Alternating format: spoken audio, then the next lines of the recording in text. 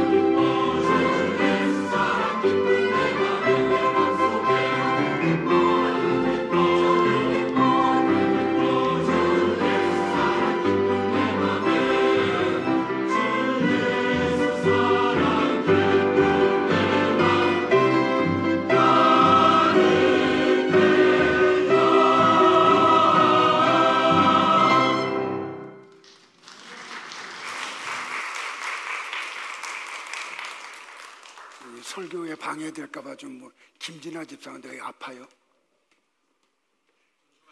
어? 아, 친정에. 예. 풀고 가야 내가 해야지. 설교하는 내내 또 속으로 생각할 것 같아서. 우리 옆에 분들 같이 한번 축복할까요? 하나님의 은혜가 충만하기를 바랍니다. 이렇게 찬양을 하고 뒤에 가시는 우리 집사님은 허리가 많이 안 좋아서 여기 앉아서 예배를 드릴 수 없어서 이렇게 이동한다는 걸 여러분들 좀 이렇게 이해해 주시면 고맙겠습니다. 예수님이 산상수훈에서 제자들에게 이런 말씀을 하죠. 보물을 하늘에 쌓아두라. 네 보물이 있는 그곳에 네 마음도 있다라고요. 여기에 보물은 물질이 아닙니다. 하나님의 말씀입니다. 그러니까 예수님의 말씀은, 예수님은 계속해서 뭐라고 말씀하시냐면, 보물이 하나님의 말씀인 걸 너희들이 알기 위해서는 눈이 성해야 돼. 그리고 계속해서 뭐라고 말씀하시냐면, 눈은 몸의 등불이니 네 눈이 성하면 온 몸이 밝을 것이다 라고 이야기해요. 여기서 눈이라고 하는 할라어가 뭐냐면 옵달모스예요. 명사죠, 그죠? 눈이니까. 근데 동사형은 뭐냐면 옵탈노마이예요. 보다라는 거죠. 헬라어에 보면 본다라는 동사가 네 가지가 있어요. 옵탈노마이, 에이도, 블레포, 호라오. 근데 이게 굉장히 깊은 뜻이 있는데, 옵타노마이로 본다는 건 무슨 뜻이냐면 내 관점에서 보는 거예요. 여러분들 똑같은 현상과 사물을 봐도 보는 사람들에 따라서 그것을 말하는 게 달라져요. 그러니까 성경을 옵타노마이 하는 사람들이 굉장히 많아요. 자기 관점에서 봐요. 그래서 이분들은 자기 성경을 만들죠. 그래서 복음서가 이 사람들은 5개예요. 마태복음, 마가복음, 누가복음, 요한복음, 그리고 내가복음. 여러분은 성경을 절대로 내 관점에서 보면은 안 돼요. 두 번째, 에이도라고 하는 거는 뭐냐면, 우리 성도들은 이제 다 인지를 하죠. 하나님은 구약의 모든 것들은 다 뭘로 주셨다고요? 그림자와 모형으로 주셨다고요. 실체는 어디에 있어요? 신약에 있어요. 다시 말하면 그 그림자와 모형은 시청각 재료예요. 그러니까 대표적인 거 하나를 이야기하면 뭐죠? 성막, 그죠? 성전. 구약의 성막과 성전은 시청각 재료예요. 모형이고 그림자예요. 실체는 요한복음 2장에서 예수님이 밝히시죠. 성전의 실체는 누구예요? 예수님이에요. 그러니까 에이도 한다라는 건 뭐냐면 시청각 재료로만 보는 거예요. 그러니까 그림자는 보는데 실체를 보지 못해요. 그거를 에이도 한다 그래요. 자, 세 번째는 뭐냐면 블레포예요. 블레포는 뭐냐면 내가 경험하고 아는 것, 내가 경험하고 보는 것, 그걸 블레포 한다 그래요. 그러니까 오늘 설교 중에 나올 거지만 오병이어의 표적을 보았던 사람들이 어느 단계냐면 블레포예요. 떡을 먹었어요. 물고기를 먹었어요. 배가 불렀고 12광주리의 부스러기를 거두는 걸 봤어요. 그런데 거기에서 끝나요. 그러니까 마지막 단계는 뭐냐면 호라오예요. 눈으로 보고 귀로 듣고 마음으로 깨달아요. 그래서 보는 것, 그걸 호라오라고 해요. 그러니까 복음서에 보고 교회 역사를 보면 90%가 넘는 사람들이 다 어느 영역에 머물러 있냐면 옵타노마이하고 에이도하고 블레포에 머물러요. 그러니까 이 사람들은 성경을 가지고 있지만 진리 속에 들어가질 못해요. 교회는 다녀도 진리가 뭔지를 몰라요. 저는 여러분들과 이렇게 말씀을 가지고 씨름을 하면서 여러분을 어디에까지 가이드하기를 원하냐면 호라오 하기까지 인도하기를 원해요. 자, 지금 우리가 길게 지금 요한계시록 1장을 묵상하고 있는데 요한은 지금 반모섬에서 하나님의 큰 나팔 소리 같은 음성을 듣죠. 그리고 예수님의 신비로운 모습을 봐요. 그러니까 요한은 어느 단계로 보냐면 호라오로 지금 봐요. 그리고 아시아에 있는 7교회를 향해서 편지를 써서 소개를 해요. 그리고 지금 우리도 호라오로 그 예수님을 보기를 원해요. 저는 오늘 예수님의 모습, 요한이 보았던 예수님에 대해서 오늘 끝내려고 했는데 설교를 준비하다 보니까 이 8번째 예수님의 모습을 설교하는데 1시간에 끝내기도 벅차더라고요. 그래서 오늘 요 8번째에 예수님의 모습을 묵상하고 다음 주에 마지막 9번째의 예수님의 모습을 같이 묵상을 할게요. 됐죠? 자, 요한이 보았던 예수님은 어떤 분이에요? 입에서 좌우의 날선 검이 나오는 예수님을 보아요. 예수님의 입에서 좌우의 날선 검이 나왔다고 하는데 이거를 여러분들은 어떻게 받아들여야 되냐면 예수님의 입에서 나오는 좌우의 날선 검은 칼은 하나님의 말씀이에요. 자, 내 얘기가 아니고 성경이 그렇게 말하고 있어요. 자, 요한계시록 2장 12절을 같이 한번 볼까요? 시작. 버가모 교회의 사자에게 편지하라. 좌우의 날선 검을 가지신 이가 이르시되. 자, 요한계시록 2장과 3장은 아시아에 있는 7교회를 향해서 예수님이 하시는 말씀을 요한이 받아 적어서 편지로 보낸 내용이죠. 그러면 이 버가모 교회에 말씀하시는 분은 누구예요? 예수님이에요. 그런데 버가모 교회에게 예수님이 말씀을 하시면서 당신을 어떻게 소개하냐면 좌우의 날선 검을 가지신 분으로 소개를 해요. 그러니까 예수님은 지금 말씀을 가지고 말하고 있는 거죠. 그걸 검으로 표현을 하고 있는 거예요. 자, 여러분들 보세요. 이 칼은 전쟁할 때 사용하는 칼이에요. 그냥 부엌에서 요리할 때 쓰는 그런 부엌칼이 아니에요.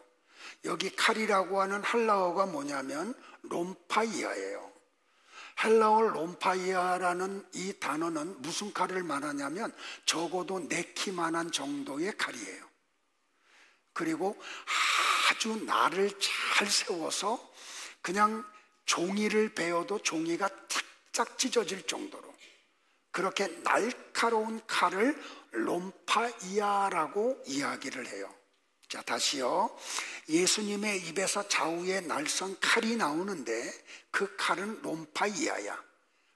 아주 크고 날이 선 날카로운 칼이에요. 그러면 예수님의 입에서 나오는 그 날카로운 칼이 뭘 하는지를 우리가 보아야 되겠죠. 히브리서 4장 12절을 같이 봅니다. 시작. 하나님의 말씀은 살아있고 활력이 있어 좌우의 날선 어떤 검보다도 예리하여 혼과 영과 및 관절과 골수를 찔러 쪼개기까지 하며 또 마음의 생각과 뜻을 판단하나니. 자, 좌우의 날선 검은 뭐라고요?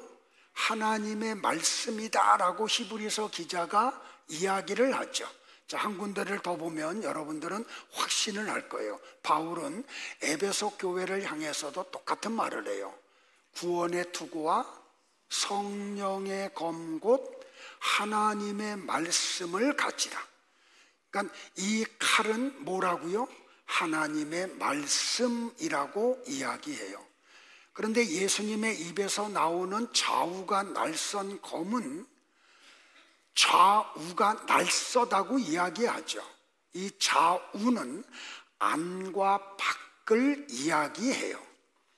그러니까 좌우의 날선 검은 하나님의 말씀이 안과 밖에 백혹하게 기록되어 있는 것임을 이야기하죠.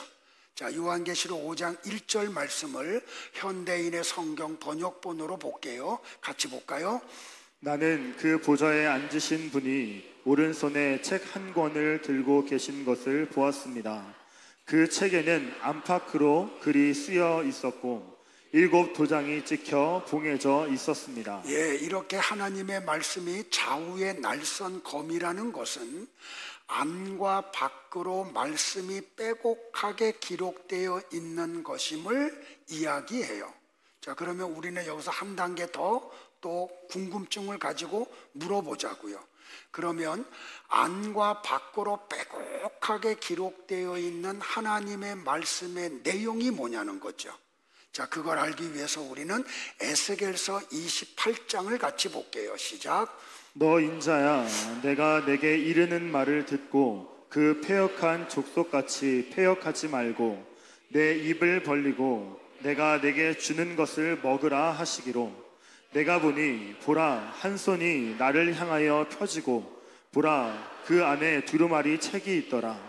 그가 그것을 내 앞에 펴시니 그 안팎에 글이 있는데 그 위에 애가와 애곡과 재앙의 말이 기록되었더라. 자, 두루마리에 하나님의 말씀이 안과 밖에 빼곡하게 기록되어 있는데 그 기록된 말씀의 내용이 다 뭐라고요?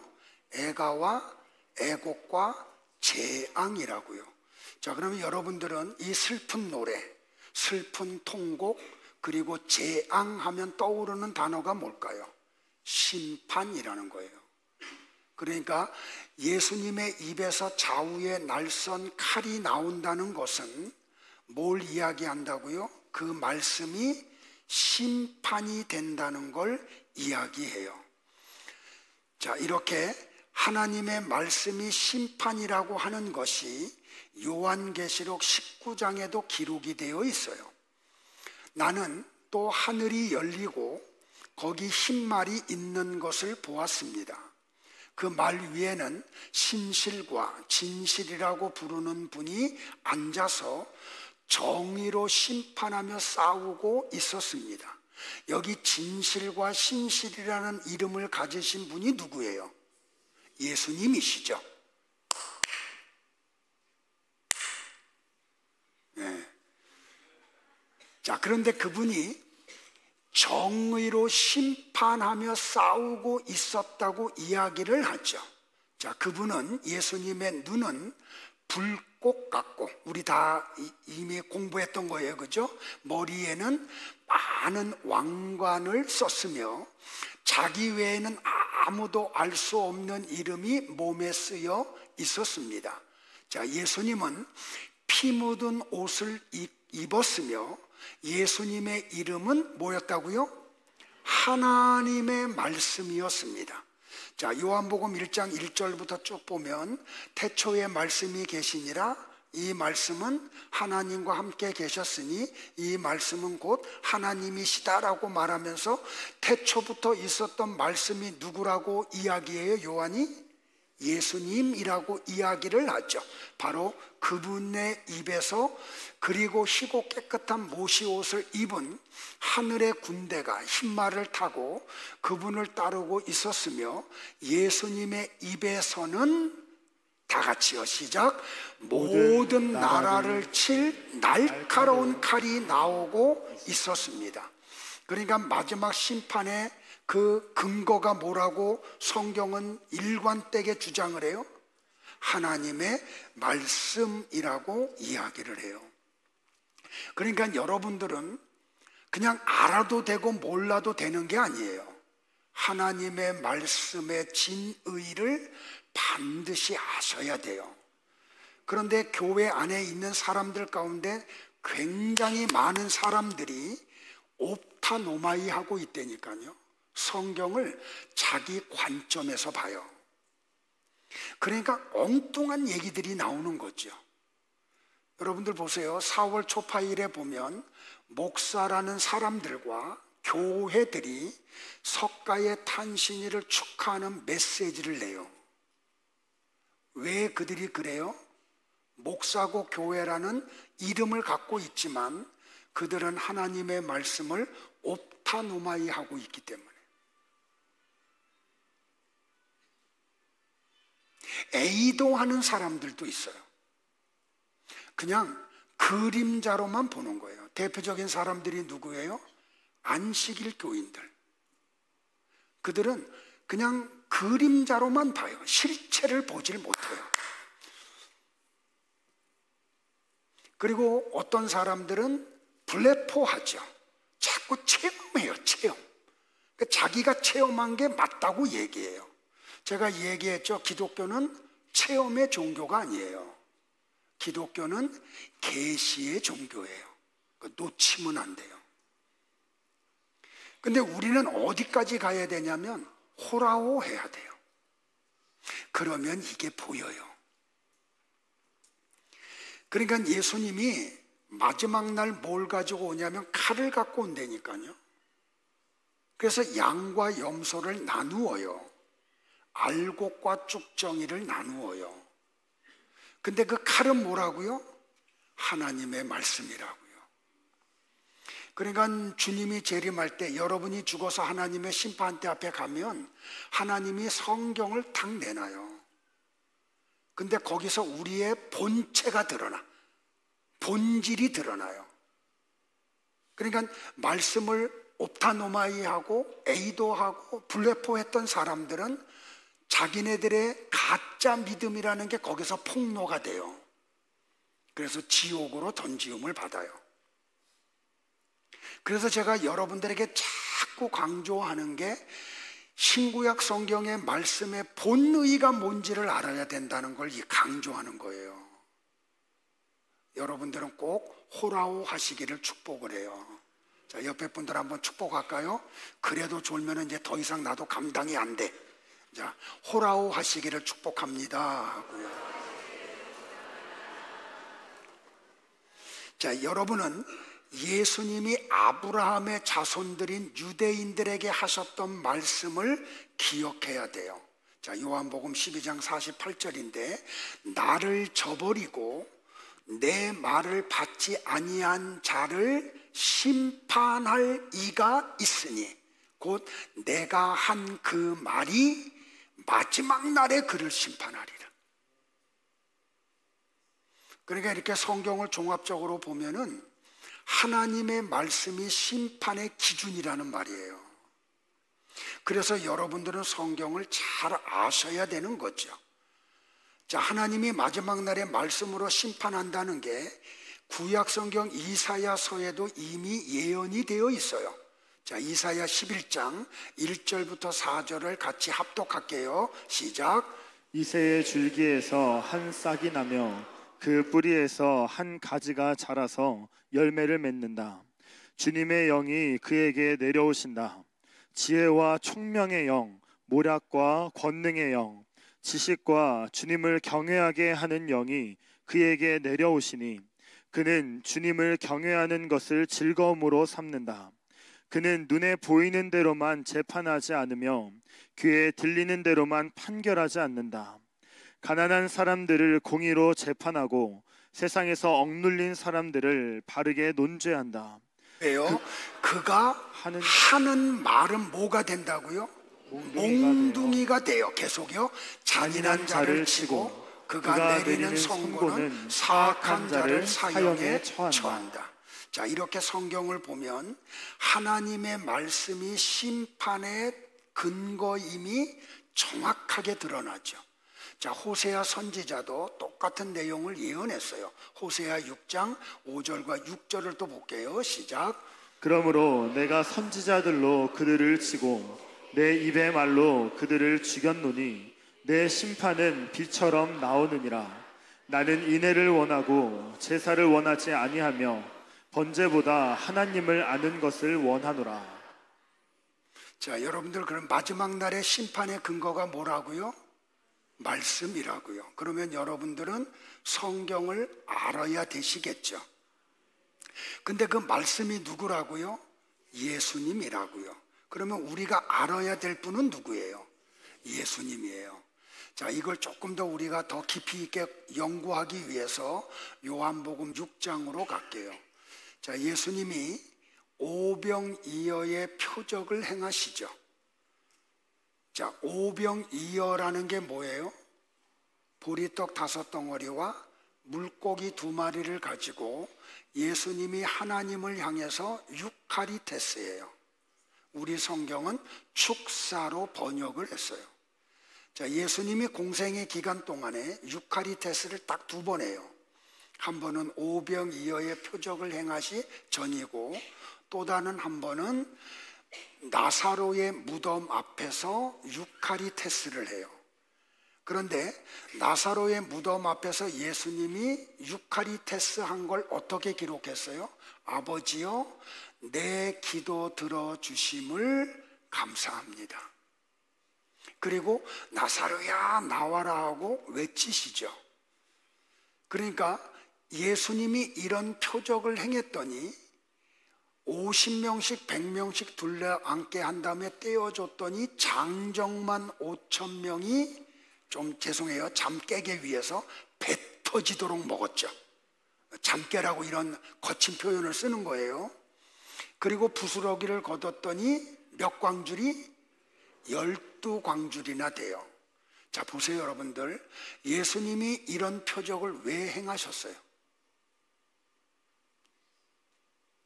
보리떡 5덩어리와 물고기 2마리를 가지고 장정만 5,000명이나 먹이는 이 예수님이 누구라고요?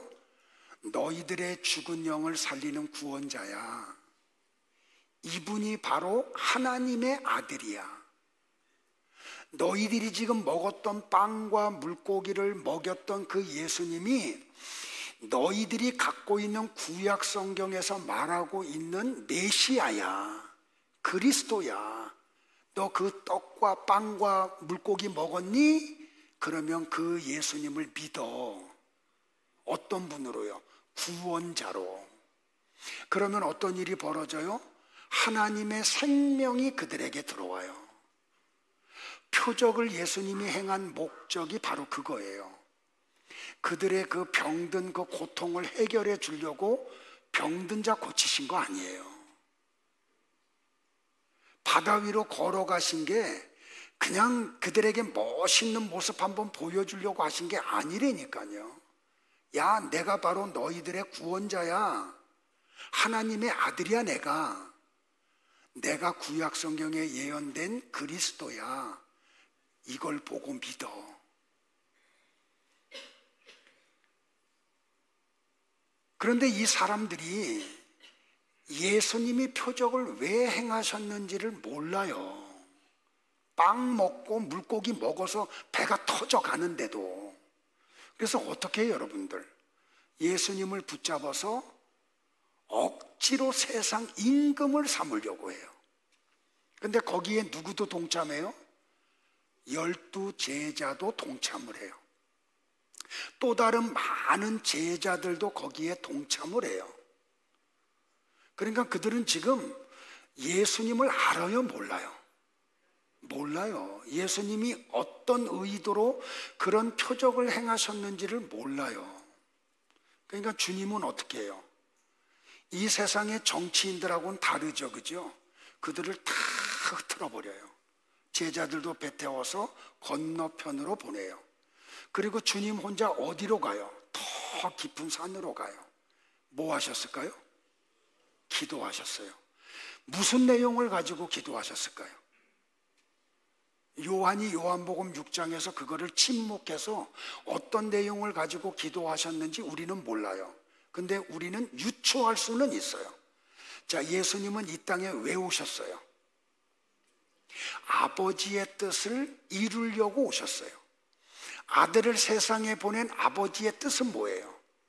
아버지가 창세전에 선택한 택자들의 죄를 짊어지고 대신 죽으라는 거죠. 그러니까 예수님은 십자가에 죽으러 오셨다니까요. 근데 이걸 모르고 제자들과 5,000명이 예수님을 붙잡아서 억지로 세상 임금을 삼으려고 했어요. 그들은 그러면 왜 예수님을 억지로 세상 임금 삼으려고 했을까요?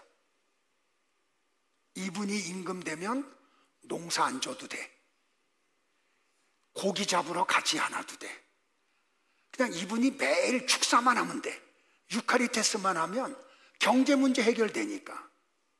그것 때문에 임금 삼으려고 했던 거예요. 그런데 예수님은 아버지의 뜻을 이루어야 돼요. 그러니까 예수님은 뭘 가지고 기도하셨을까요? 시험에 들지 않게 해 주옵소서. 아버지의 뜻을 내가 이룰 수 있도록 도와달라고 그 기도 하셨겠죠, 그죠? 밤새도록. 그리고 난 다음에 눈을 떠서 보니까 제자들이 여전히 갈릴리 바다에서 풍랑으로 인해서 괴로이 노를 젓고 있어요. 그러니까 주님이 어떻게 해요? 바다 위로 걸어서 제자들이 고통당하는 곳으로 가요. 여러분들 바다 위로 걷는 거 간단하잖아요, 그죠? 오른발 딛고 빠지기 전에 왼발 디디면 돼. 그 제가 동해 바다 가서 한번 해봤더니 안 되더라고. 그러니까 하나님 되심을 드러내신 거잖아요. 자, 중약하고 그리고 제 풍랑을 잔잔하게 하신 후에 그들이 가고자 하는 가버나움으로 들어가요. 가버나움에서 하룻밤을 머무세요. 그 다음날 회당에서 예수님, 야이로가 목회하고 있는 회당에서 말씀을 선포하세요. 그때 전날 보리떡 먹고 물고기 먹어서 배불렀던 사람들이 예수님을 찾아서 오병이어의 표적을 행했던 곳을 찾아가요. 근데 예수님이 계세요, 안 계세요? 안 계세요. 근데 어저께 보니까 제자들이 배를 타고 가는 그 앞머리를 보니까 가버나움 쪽을 향해서 가고 있었거든요. 아, 그 제자들이 있는 곳에 예수님도 있을 것이라고 생각을 하고 그들이 가버나움으로 가요. 자, 예수님이 그들을 보고 뭐라고 이야기하세요? 너희들이 오늘 또 나를 찾아온 것은 표적을 본 까닭이 아니야. 이 말씀의 뜻이 뭐예요? 너희들은 내가 너희들의 죽은 영을 살리는 구원자로 믿으려고 온 게 아니야. 내가 하나님의 아들이라는 걸 믿으려고 온 것도 아니야. 너희들이 가지고 있는 구약 성경에 기록되어 있는 메시아가 나라는 걸 믿으려고 너희들이 오늘 또 나에게 온 게 아니야. 뭐 때문에 왔다고요? 떡을 먹고 배부른 까닭이라. 그들은 지금 예수님을 그 다음날 또 찾아온 것은 경제 문제 해결받으러 온 거예요. 그래서 예수님은 그들에게 뭐라고 말씀을 하세요, 여러분들? 장황하게 설명을 해요. 야, 내가 어저께 오병이어의 표적을 행한 게 뭔지 아니?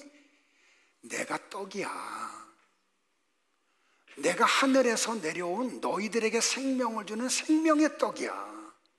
그러면서 그들의 조상 이야기 하잖아요.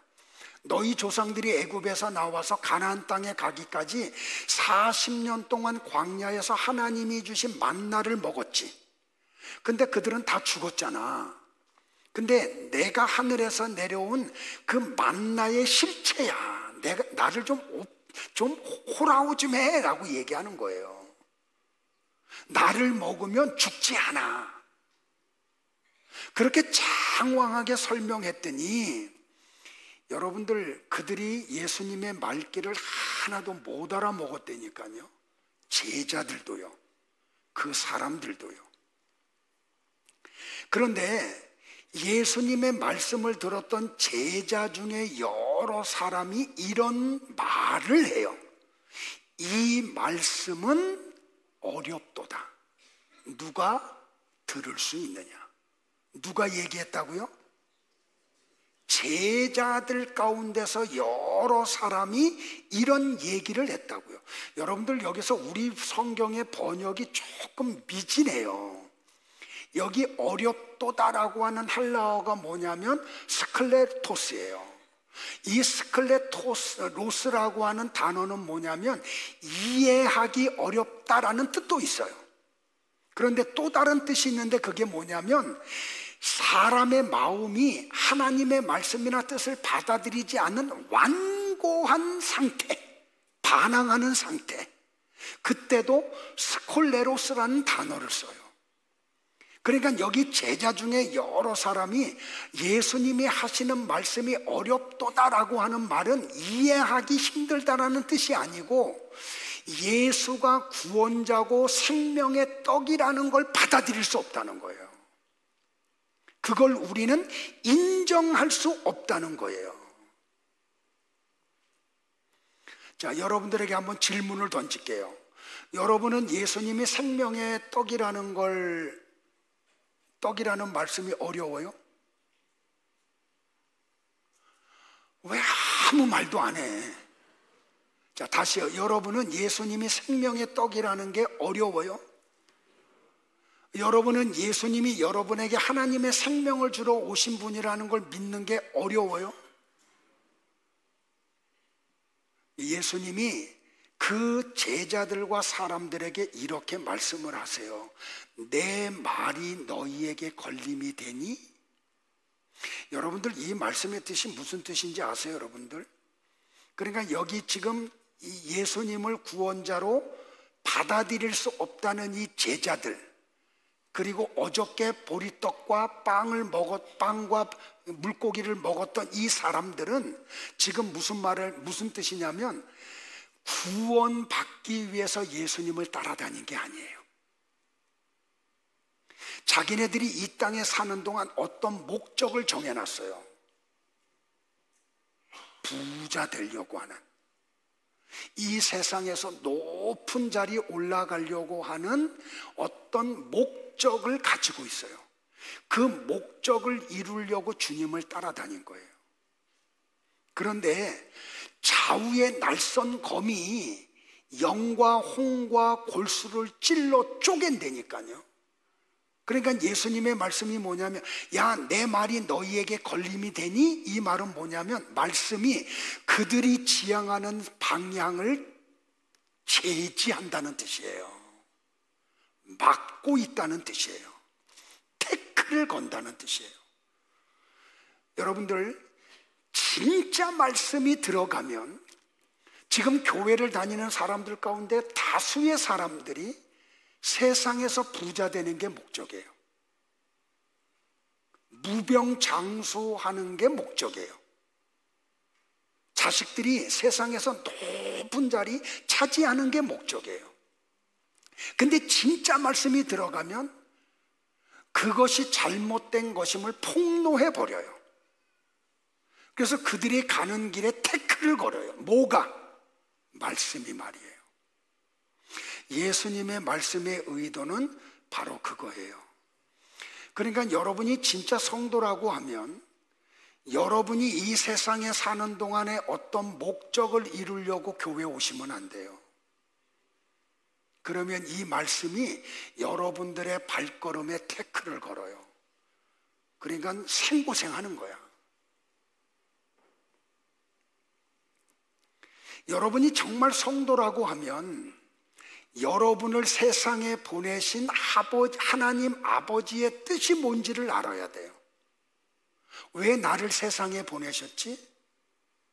왜 나에게 이런 어떤 지식을 얻게 하셨지? 나에게 왜 이런 직업을 주셨지? 사업을 주셨지? 그 아버지의 뜻을 알아야 돼요. 그리고 그 아버지의 뜻을 이루는 삶을 사셔야 되는 거죠. 자, 조금 더 가자고요. 예수님은 요한복음 6장 63절에서 참 또 이상한 말씀을 해요. 살리는 것은 영이니 육은 무익하니라. 내가 너희에게 이런 말은 뭐라고요? 영이요 생명이다 라고 말씀을 해요. 그러니까 예수님은 우리의 육을 위해서 오신 분이 아니에요. 우리가 원하는 육의 소원을 이루러 오신 분이 아니에요. 뭘 때문에 오셨다고요? 우리의 죽어있는 영 때문에 오셨어요. 하나님의 생명을 우리에게 주시려고 예수님이 이 세상에 오셨다는 말이에요. 믿으시기를 바라요. 자, 바울은 고린도전서 5장 45절에서 우리를 살려주는 영이 무엇인지를 밝혔어요. 자, 기록된 바 첫사람 아담은 생명이 되었다함과 같이 마지막 아담은 살려주는 영이 되었나니. 자, 여러분들은 우리 개역개정 성경을 보면은 이 바울이 한 말의 진리를 아는 게 조금 좀 힘들어요. 그래서 제가 현대인의 번역본으로 갖고 왔어요. 같이 한번 볼까요? 시작. 성경에 첫사람 아담은 산 존재가 되었다라고 쓰여 있으나 마지막 아담인 그리스도는 생명을 주시는 영이 되셨습니다. 생명을 주시는 영이 누구라고요? 예수님이라고요. 그러니까 예수님이 말씀으로 이 세상에 오신 목적이 뭐예요? 우리의 죽은 영을 살려주러 오셨다고요. 그러니까 이걸 바라크라고, 이걸 복이라 그래요. 그러니까 여러분의 가정에 하나님의 복이 임하기를 바라요. 그러면 여러분의 부모와 자식들과 형제들과 남편이 죽었던 영이 예수님에 의해서 살아나는 거예요. 그걸 복이라고 한다니까요. 이 복이 여러분 가정에 있기를 축복을 해요. 근데 보세요, 여러분들. 예수님이 죽은 영을 살려주러 오셨는데 제자들이 그걸 몰라. 그리고 유대인들이 그걸 몰라요. 그러니 여러분들, 예수님이 얼마나 답답하셨을까요? 근데 참 신비롭게 어떤 소수의 사람들이 그걸 알아먹어요. 여기 있는 분들 가운데 어떤 분들이 이게 뭔지를 알잖아요. 아멘 하는 분에게 복이 있을지어다. 그들을 뭐라고 말하냐면 성도라고 이야기해요. 그래서 저는 교회 다니는 사람을 아무나 성도라고 말 안 해요.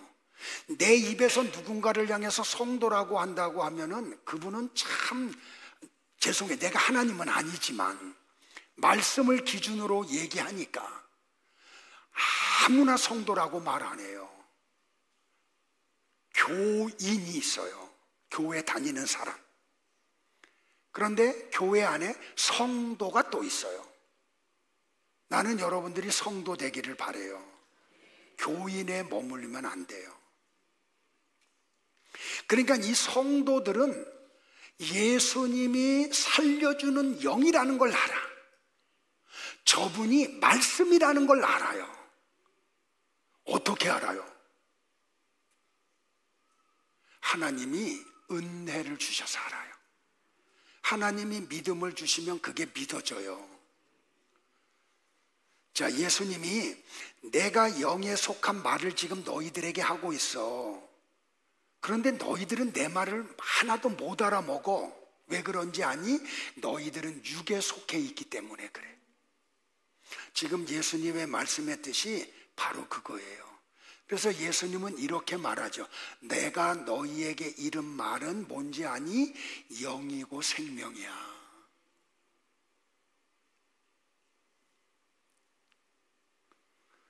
그러니까 예수님이 살려주시는 영이에요. 그분을 믿으면 죽었던 영이 살아나요. 그런데 아브라함의 자손들이 그걸 몰라. 제자들이 그걸 믿지 않아요. 왜 믿지 않아요? 결론이에요. 하나님이 선택하지 않았기 때문이에요. 별 수 없어요. 아무리 교회를 다니고 뭐 그냥 그 이름 뒤에 목사, 박사, 뭐 장로, 권사, 안수집사 이런 타이틀을 갖고 있어도 하나님이 창세전에 선택하지 않은 사람은 알 수가 없어요. 이건 믿을 수가 없어요.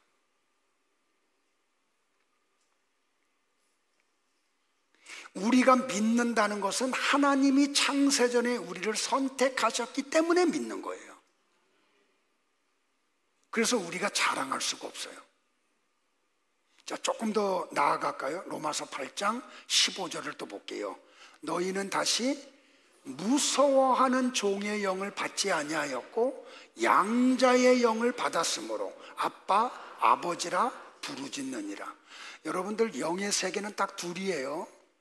하나님을 무서워하는 종의 영의 사람들이 있고 하나님을 향해서 아빠, 아버지 하고 부르는 양자의 영의 사람들이 있어요. 둘로 나누어져요. 자, 조금 전에 고린도전서 15장 45절에서 바울이 뭐라고 얘기했어요? 예수님은 살려주는 영이라 그랬죠. 우리에게 하나님의 생명을 주는, 생명을 주시는 영이라고 했잖아요.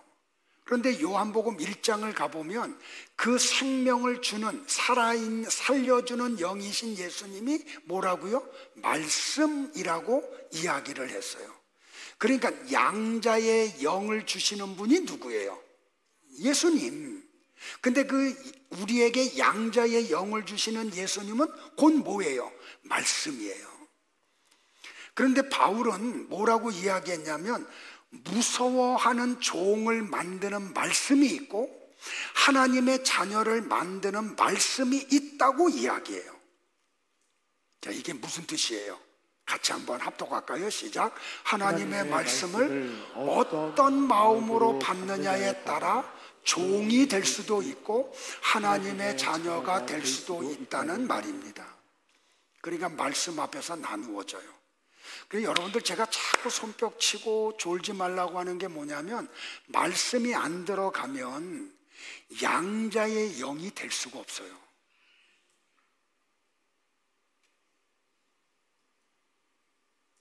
하나님을 보면 무서워하는 종의 영에 머물러 버리고 말아요.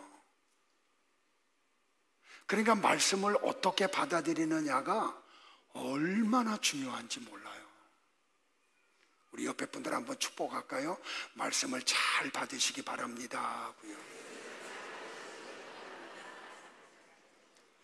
이렇게 말씀이 죽은 상태로 머물게도 하고 살아나게도 해요. 왜? 그 말씀이 누구라고요? 예수님. 예수님은 어떤 영이라고요? 살려주는 영. 그러니까 여러분들 우리는 세상이 두 쪽 나도 예수님을 통하지 않고는 우리의 죽었던 영이 살아날 방법이 없어요. 이거 외칠 수밖에 없어요. 그렇죠. 그러기를 주의 이름으로 축복을 해요. 보세요 여러분들, 시편 42편 1절에 보면 이 시편 42편을 누가 썼냐면 고라 자손이 썼어요. 근데 1절에 보면 그들이 이런 고백을 해요. 하나님이여, 사슴이 시냇물을 찾기에 갈급함 같이 내 영혼이 주를 찾기에 갈급하나이다. 여러분들, 이 고라 자손들은 사슴이 어떻게 창조됐는지를 알아요. 그러니까 사슴의 식도가 있는데 사슴의 이 식도는 셀로판지처럼 아주 얇대요. 그래서 그 사슴의 몸 안에 수분이 줄어들면 이 식도가 셀로판지 같이 얇아가지고 붙어버린대요. 그래서 죽는데요. 그러니까 사슴들은 본능적으로 자기 몸 안에서 물이 조금 부족해지면 물을 찾아서 떠난대요. 그러니까 이 사슴의 습성을 아는 사냥꾼들이 물이 있는 냇가 근처에서 숨어 있다가 물을 마시러 오는 사슴을 사냥하는 거죠. 근데 여러분들, 사슴들은 초식동물이잖아요. 그러니까 숨어 있는 사냥꾼이 있는 걸 그들은 그냥 청각과 후각이나 이런 걸 통해서 그냥 알아. 그러니까 가면 죽는 거야. 그런데도 불구하고 그 물을 향해서 달려간대요. 고라 자손들이 그걸 알고 이렇게 빗대어서 지금 얘기하는 거예요. 사슴이 시냇물을 찾기에 갈급함 같이 내가 하나님의 말씀을 그렇게 사모합니다. 여러분들에게 이 갈증이 있기를 축복을 해요. 이 하나님의 말씀을 향한 사모함이 일어나기를 주의 이름으로 축복을 합니다. 여러분들은 이 말씀 속으로 들어가셔야 돼요. 그리고 그 말씀에서 그 말씀을 호라호로 보셔야 돼요. 근데 이 시대가 어떤 시대냐면 하나님이 아모스 선지자를 통해서 예언된 시대가 바로 지금 우리가 살고 있는 시대예요. 주 여호와의 말씀이니라. 보라, 날이 이를지라. 내가 기근을 땅에 보내리니 양식이 없어 주림이 아니며 물이 없어 가람이 아니요 여호와의 말씀을 듣지 못한 기갈이라. 사람이 이 바다에서 저 바다까지, 저 대서양에서 태평양까지, 인도양을 거쳐서 북쪽에서 동쪽까지, 저 북극에서 저 남극까지 비틀거리며 여호와의 말씀을 구하려고 돌아다녀도 얻지 못하리니 그날에 아름다운 처녀와 젊은 남자가 다 갈아여 쓰러지리라. 여러분들 한번 기독교 방송 틀어놓고 24시간 한번 들어보세요. 기독교 방송은 이미 오래전에 넘어갔고, 그래도 좀 괜찮다고 하는 극동 방송을 한번 틀어놓고 24시간을 틀어보세요. 진짜 말씀이 얼마나 선포되는지 아실 거예요. 그러니까 우리가 지금 살고 있는 이 시대가 말씀의 기갈의 시대예요.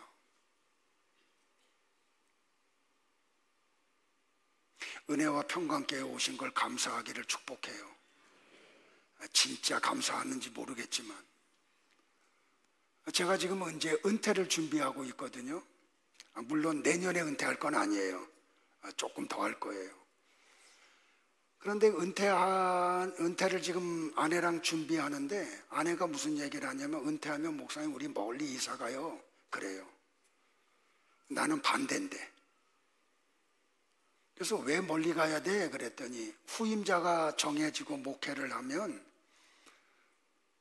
원로 목사님이 교회 근처에 있으면 성도들이 쫓아와가지고 담임 목사님 흉보고 이간질 해가지고 어려움 당할까봐 목회하는데 그래서 멀리 가자는 거예요.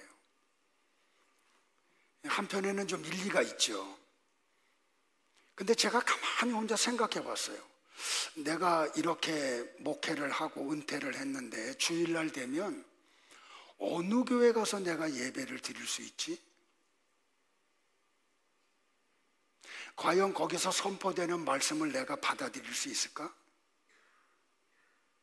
그래서 나는 결정했어요. 여러분들이 내쫓아도 은퇴해도 안 나가기로.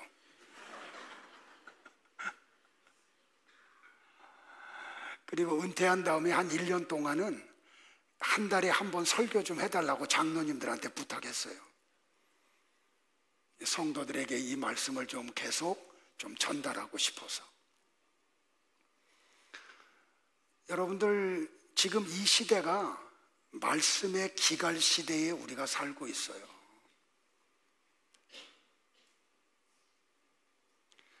예수님이 말씀으로 살려주려고 오셨는데 아브라함의 자손들이 몰라요. 그러니까 내가 너희들에게 생명을 주러 왔어, 이거를 알려주려고 요한이 뭐라고 표현해요? 내가 빛으로 왔다라고 얘기해요. 그런데 예수님이 빛으로 오셨음에도 불구하고 그들이 못 알아먹어요. 왜 그래요? 그들은 어둠에 있었기 때문에. 다음 주에 창세기 1장부터 해서 다음 주에 예수님의 얼굴이 해같이 빛났다. 마지막 요한이 보았던 그거 가지고 1시간 또 설교할게요. 그때 자세하게 얘기할게요. 성도들도 마찬가지. 우리도 과거에 다 어둠이었어요. 그래서 빛으로 오신 예수님을 보면서도 몰랐어요. 그런데 어느 날 우리가 알아먹었어. 어떻게 해요? 하나님의 은혜가 우리 가운데 임해서 말이에요. 그래서 결론이 뭐냐면 구원은 인간들 속에서 나오는 게 아니에요. 외부로부터 선물로 주어지는 거예요. 하나님이 여러분에게 이 은혜를 주시기를 축복을 합니다. 자, 영원한 생명이 하나님의 선물이라는 것이 성경을 통해서 드러나요. 자, 창세기 2장 16절과 17절을 같이 볼까요? 시작. 여호와 하나님이 그 사람에게 명하여 이르시되 동산 각종 나무의 열매는 내가 임의로 먹되 선악을 알게 하는 나무의 열매는 먹지 말라. 내가 먹는 날에는 반드시 죽으리라. 아담과 하와에게 하셨던 하나님의 말씀은 뭐예요? 야, 내 말 들어. 내 말 어기면 너희들 죽어. 그런데 아담이 어떻게 해요, 여러분들? 하나님의 말씀을 듣지 않고 선악과를 따먹어요. 그 결과 어떻게 돼요? 그들의 영과 육이 죽고 말아요. 그런데 신약에 와보면 하나님의 말씀을 어겨서 죽어있는 사람들을 살리기 위해서 예수님이 세상에 오신 이야기죠. 그러니까 신약은 죽은 자들을 살리러 오신 예수님을 먹음으로 살아나는 이야기예요. 자, 구약에는 선악과를 먹음으로 죽었는데 신약은 생명의 떡이신 예수님을 먹음으로 성도들이 살아나는 이야기예요. 자, 다 같이 요한복음 6장 48절부터 51절을 또 합독할까요? 시작. 내가 곧 생명의 떡이니라. 너희 조상들은 광야에서 만나를 먹었어도 죽었거니와 이는 하늘에서 내려오는 떡이니 사람으로 하여금 먹고 죽지 아니하게 하는 것이니라. 나는 하늘에서 내려온 살아있는 떡이니 사람이 이 떡을 먹으면 영생하리라. 자, 구약에는 하나님의 말씀을 어기고 선악과를 먹음으로 죽는 이야기죠. 근데 신약은 예수 그리스도를 먹음으로 사는 이야기가 기록되어 있어요. 자, 구약은 또 보세요. 창세기 3장 24절에 보니까 하나님의 말씀을 불순종하고 선악과를 따먹은 아담과 하와를 향해서 하나님이 이렇게 조치를 취하시죠. 하나님이 그 사람을 에덴 동산에서 쫓아내시고, 그 에덴 동산에 뭐가 있어요? 생명나무가 있어요. 그 생명나무가 있는 에덴 동산에서 그들을 쫓아내시고 동쪽에 그룹들과 천사들과 두루 도는 불칼을 두어 생명나무 길을 지키게 하셨다. 그러니까 구약에서는 하나님의 생명을 얻는 길이 차단이 되었어요. 근데 신약에 보면은 예수님이 이런 말씀을 해요. 다 같이 볼까요? 시작. 아버지께서 내게 주시는 자는 다 내게로 올 것이요 내게 오는 자는 내가 결코 내쫓지 아니하시리라. 할렐루야. 이게 은혜예요, 여러분들. 하나님이 여러분을 절대로 내쫓지 않아. 그래서 어떻게 하든지 이 말씀을 호라호하는 세계로 끌고 갈 거예요. 조금 더뎌도, 조금 늦어도 말이에요. 이 은혜가 우리 가운데 있기를 주의 이름으로 축복합니다, 여러분들. 그러니까 영원한 생명은 하나님의 은혜로 받아들이는 거죠. 그래서 하나님의 선물이라 그래요. 아무나 구원받는 게 아니야. 하나님이 창세전에 선택한 사람들만 구원받아요. 그러니까 교회는, 진짜 교회는 이거를 이야기하죠. 그러니까 세상이 그런 교회들을 향해서 뭐라 그래? 야, 너희들은 너무 배타적이야 그래요. 그리고 욕을 하죠. 그런데 우리는 그 욕을 듣는 것을 어떻게 해야 돼요? 기뻐해야 돼요. 왜? 진짜라는 게 드러나니까. 우리는 무슨 일이 있어도 이걸 외칠 수밖에 없어요. 왜? 하나님의 말씀이 그렇게 되어 있으니까.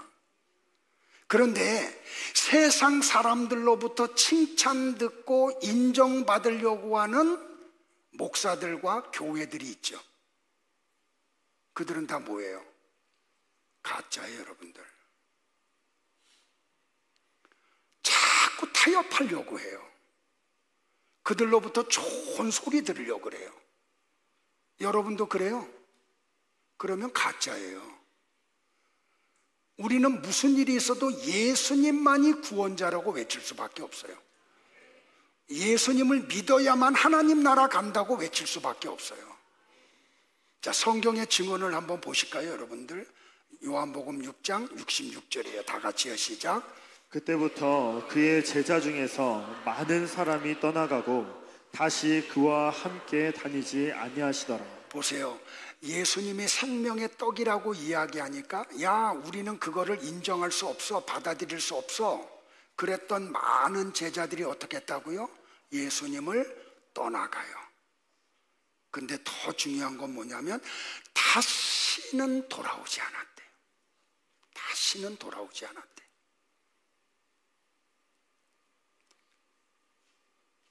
그들이 누구예요, 여러분들? 예수님으로부터 제자로 부름을 받은 사람들이에요. 그들은 수년 동안 예수님으로부터 말씀을 들었던 사람들이에요. 그들은 예수님이 행하는 온갖 표적을 다 목격했던 사람들이에요.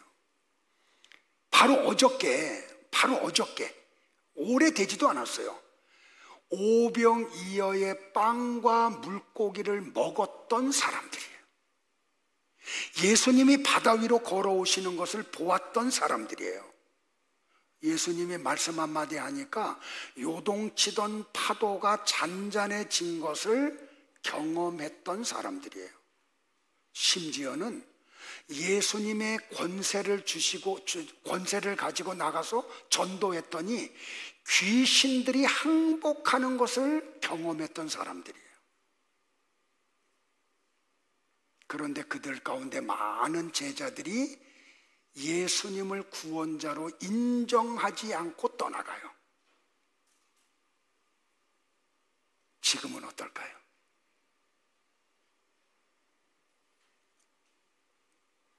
(2000년) 기독교 역사에서 수없이 많이 일어났던 일이고, 지금도 일어나는 일이고, 앞으로도 일어날 일이에요. 말씀을 정리할게요. 예수님이 공생의 마지막 3년째 되는 해에 6월절에 예루살렘으로 올라가시기 전에 제자들에게 이런 말씀을 하세요. 예수 그리스도께서 자기가 예루살렘에 올라가 장로들과 대제사장들과 서기관들에게 많은 고난을 받고 죽임을 당하고 제3일에 살아나야 할 것을 제자들에게 비로소 나타내시니, 그러니까 예수님이 이 이야기를 언제 했어요? 베드로가 주는 그리스도시요 살아계신 하나님의 아들입니다 라는 신앙 고백을 하자, 얘가 이제 알아먹었네. 그래서 제자들에게 당신이 세상에 오신 목적을 그들에게 공개를 했다는 말이에요. 그런데 그들이 신앙 고백은 그렇게 했는데 예수님이 어떤 분이고 하신 말씀이 뭔지를 몰랐다니까요.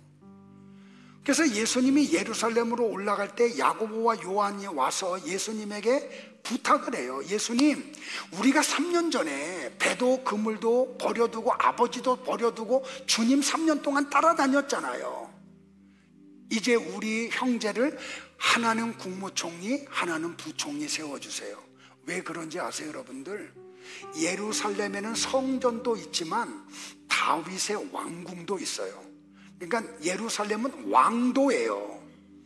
그러니까 제자들이 예수님의 의도가 뭔지를 모르니까, 왕도에 올라가시는구나, 이게 진짜 왕되네. 그러면 우리를 하나는 국무총리, 부총리 세워달라고 청탁을 한 거예요. 심지어는 그의 어머니도 와서 말이에요. 그러자 나머지 10명의 제자가 어떤 반응을 보여요? 우리 성경에 보니까 통분히 여겼다. 중국말로 하면 썽취했어요. 화를 냈어요. 그러면 이 야고보와 요한과 마찬가지로 다른 제자들이 이렇게 통분히 여긴 이유가 뭐예요? 그들도 같은 목적을 가지고 주님을 따라다녔다는 거예요. 그런데 여러분들, 이 이야기는 요한복음 6장, 마태복음 16장의 이야기는 요한복음 6장 이야기보다 1년 후에 일어난 거예요. 그러니까 요한복음 6장에서 많은 제자들이 예수님을 구원자로 인정하지 않고 떠나가고 다시는 오지 않은 1년 후에 나머지 12명의 제자 속에서 똑같은 일이 일어난 거예요. 그러면 여기서 우리 하나 질문하자고요. 아니, 이들은 예수님을 떠나간 다른 많은 제자들과 다를 바가 없는데 어떻게 예수님을 떠나가지 않았지? 그 비밀이 어디에 나오냐면 요한복음 6장 67절, 68절, 69절에 나와요. 다 같이 볼까요? 시작. 예수께서 12 제자에게 이르시되 너희도 가려느냐? 시몬 베드로가 대답하되 주여, 영생의 말씀이 주께 있사오니 우리가 누구에게로 가오리이까? 우리가 주는 하나님의 거룩하신 자인 줄 믿고 알았삼나이다. 자, 여러분들, 여기서 베드로가 엄청난 이야기하죠. 영생의 말씀이 예수님에게 있는데 우리가 예수님을 떠나서 어디로 갑니까? 그러면 이 제자들이 예수님을 떠나지 않은 이유는 뭐 때문에 떠나지 않은 거예요? 말씀 때문에 떠나지 않은 거예요. 여기서 우리가 이 베드로의 고백을 들으면 뭐가 생각이 나요? 마치 베드로는 복음의 비밀을 다 알고 있는 것 같이 보여요. 그죠? 영생의 말씀이 주님에게 있는데 우리가 누구에게로 간다고 얘기하니까. 그러니까 여러분들 한번 보자고요. 너무나 많은 사람들이 우리 교회 떠났어요. 별별 일들을 다 벌리고. 근데 여러분들은 그 떠난 분들하고 뭐 다른 거 있어요? 제가 볼 때는 다른 거 없는데. 근데 어떻게 안 떠났어요? 그렇죠. 영생의 말씀이 여기 있어서 못 떠나는 거잖아요. 근데 여러분들 베드로 보세요. 이런 고백을 하는 거 보니까 이 사람은 성경의 비밀을 다 아는 것 같아. 예수님이 어떤 의도로 온지를 다 아는 것 같아. 그런데 여러분들 보세요. 1년 후에 베드로가 왜 야고보와 요한의 그 청탁 앞에 화를 냈어요? 왜 베드로는 가야바의 뜰까지 가가지고 예수님을 모른다고 욕하면서 3번이나 부인을 했어요? 성경에 보면 베드로는 예수님이 부활한 후에 적어도 3번 이상 만났어요. 그분과 대화도 나누고요. 그런데 요한복음 21장에 보면 물고기 잡으러 갈릴리 호수로 간다고 떠나가요. 왜 그랬어요? 베드로가 가이사랴 빌립보에서도 예수님의 물음에 놀라운 고백을 했죠. 주는 그리스도시요 살아계신 하나님의 아들이라고요. 예수님은 그 베드로를 칭찬했다니까요. 그런데 바로 뒤에 나는 아버지의 뜻을 따라서 죽으러 간다라고 말하니까 뭐라 그래요? 베드로가 항변했다 그래요. 항변했다고요. 절대로 그러면 안 된다고. 주여 그리하지 마옵소서. 이 일이 결코 주에게 미치지 아니하리이다. 여러분들 이 말을 그냥 액면 그대로 들으면 베드로가 마치 예수님을 끔찍하게 위하는 말로 들리죠. 그런데 베드로가 항변했다 그래. 예수님을 향해서 항변했다는 헬라어 단어가 뭐냐면 에피티마오예요. 헬라어 에피티마오의 뜻이 뭐냐면 무슨 뜻이냐면 꾸짖다, 책망하다, 훈계하다. 그러니까 베드로는 예수님을 책망한 거예요. 아니 예수여, 내가 3년 전에 당신을 따라다닌 목적이 뭔지 알아? 국무총리 되려고 따라다녔어. 그런데 죽는다고? 웃기네. 그러면 안 돼. 책망했다니까요. 꾸짖었다고요.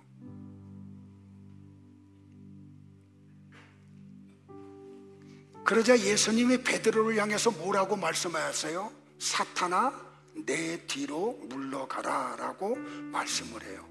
자, 이렇게 그 1년 여간 속에 일어나는 이런 사건들을 보니까 여러분 어때요? 혼란스럽지 않아요? 뭐가 맞는 거예요 도대체?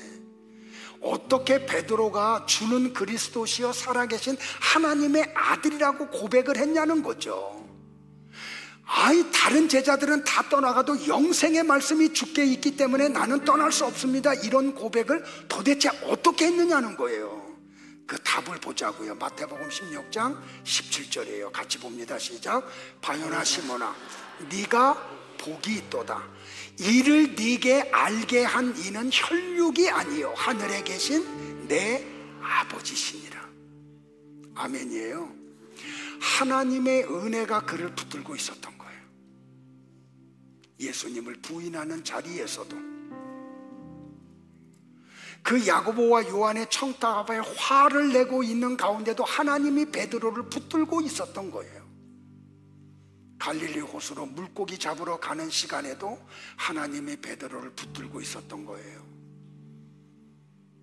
하나님의 은혜가 베드로와 나머지 10 제자를 그렇게 만든 거예요. 우리도 마찬가지죠. 우리가 다른 사람하고 좀 다른 인격을 가졌나요?